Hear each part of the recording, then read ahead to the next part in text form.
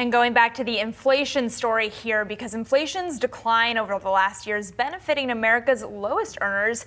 That's according to new research from Oxford Economics. Josh Schafer here again with us with the details. And Josh, I'm really glad that you're bringing us this story because we get into the whole good news is bad news conversation because we're looking at the Fed in particular. But for people who are experiencing these price hikes, it's just good news. Wage growth is good news, right? For American consumers, you want to be making more money, right? And that's always helpful. And this Oxford Economics research was very interesting to me because it points out where we're seeing the biggest wage growth right now. We're talking about real wage growth here. So real wage growth is the wage growth that we see from data from someone like the BLS minus inflation.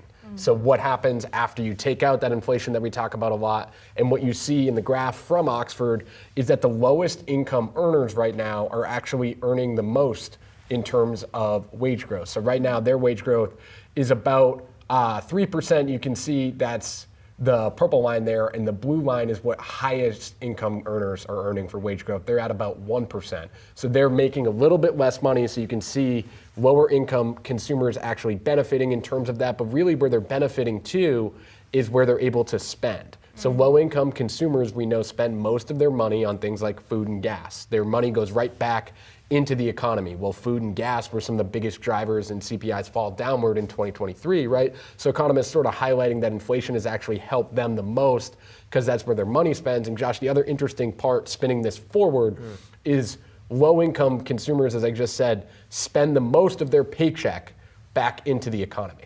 So when you think about the consumer spending story into 2024, it is important to have low-income consumers making more than inflation because they're the people that get their money and they go to the store and they spend it. So when you're talking about all the companies and businesses that we talk about in the overall economy, you want these low-income earners to be able to earn enough to go to the grocery store and buy groceries, to go to the gas station, to go to different companies and be able to buy things.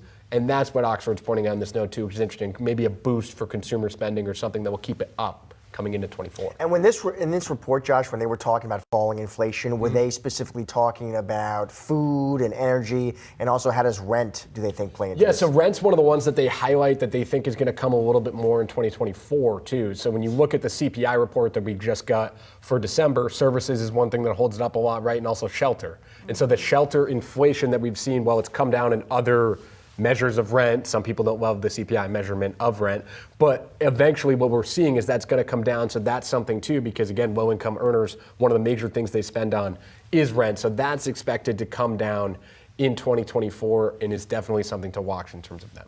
All right, Josh Schafer, playing double duty today, by the way. I know. Two reports. I just love hanging out with you guys. Show. Well, I appreciate that. The Fed. I love that personal touch. Yeah, I really do. Josh Schafer, thank you, sir.